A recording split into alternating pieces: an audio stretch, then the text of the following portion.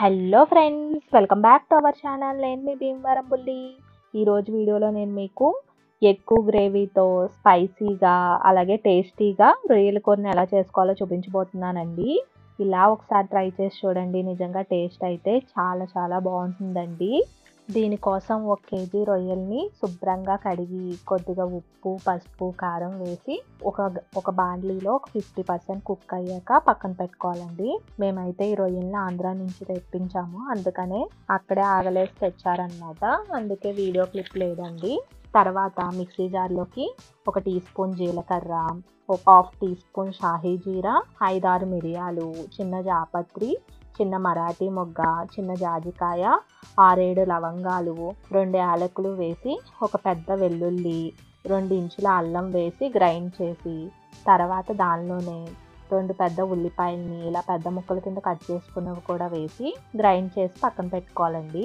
తర్వాత స్టవ్ మీద ఒక కడాయిలో 4 స్పూన్స్ ఆయిల్ హీట్ చేసి దానిలోనే 1 టీ స్పూన్ జీలకర్ర, అలాగే 3 పచ్చిమిర్చి చీలికలు, 2 రెమ్మల కరివేపాకు కూడా వేసి వేగుతుండగా 2 స్పూన్స్ ఉల్లి తరుగు కూడా వేసి బాగా వేగనివ్వాలండి.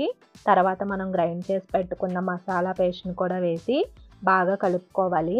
తర్వాత తగినంత ఉప్పు, 1 టీ స్పూన్ పసుపు వేసి కలుపుకొని మూత పెట్టి బాగా మగ్గనివ్వాలండి. ఈలోపు మనం ఒక మిక్సీ జార్లోకి 1 టీ స్పూన్ గసగసాలు, 1 టీ స్పూన్ ధనియాలు కూడా వేసి పౌడర్ చేసి దీనిలో వేసుకుని ఆయిల్ పైకి తేలే వరకు వేగనివ్వాలండి. మీరు కావాల్సి గసగసాలు, ధనియాల్ని ఆ మసాలా పేస్ట్లోనే వేసుకుని గ్రైండ్ చేసుకోవచ్చండి. నేనైతే దానిలో వేయడం మర్చిపోయాను, అందుకని మళ్ళీ సపరేట్గా వేసాను అనమాట. తర్వాత ఆయిల్ ఇలా పైకి తేలాక ఒక చిన్న టమాటో ముక్కలు కూడా వేయాలండి. లేదా మీరు టమాటోని ప్యూరీ కింద కూడా చేసుకుని వేసుకోవచ్చు, అది మీ చాయిస్ అండి. ఇలా టమాటో బాగా మగ్గిన తర్వాత మాత్రమే మనం కుక్ చేసి పెట్టుకున్న ప్రాన్స్ ఉన్నాయి కదండి, వాటిని కూడా వేసి ఒకసారి కలుపుకొని 2 స్పూన్ల కారం వేసి బాగా కలిపి ఒక 5 నిమిషాలు బాగా మగ్గనివ్వాలండి.